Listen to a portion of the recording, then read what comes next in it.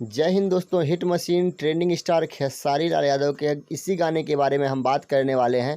इस गाने में कितना ट्रेंड कर रहा है, कितने नंबर पर ट्रेंडिंग कर रहा है और इस पर कितना व्यूज आया है और इस गाने से कितना लाभ हुआ है खेसारी लाल यादव को, सब कुछ इस वीडियो में बताऊंगा। उससे पहले आप लोगों से एक प्रार्थना है, अगर आप इस चैनल में पहली बार आए हैं और hit machine trending star Khesari Lal Yadav को एक बेहतरीन सिंगर मानते हैं तो इस वीडियो को दिल से लाइक करके चैनल को सब्सक्राइब कर लें भोजपुरी का ऐसा ही अपडेट सबसे पहले देखने और सुनने के लिए।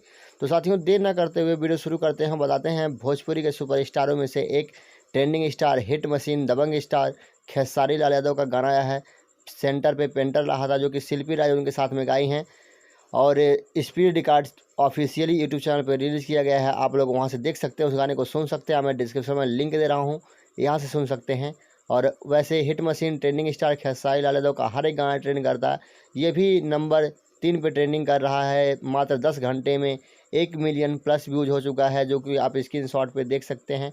और लाइक इस पे लगभग 1 लाख करीबन मिल चुका है। तो साथियों, आज का अपडेट इतना ही। वीडियो कैसा लगा कमेंट बॉक्स में बताएं। फिर मिलेंगे नेक्स्ट वीडियो में।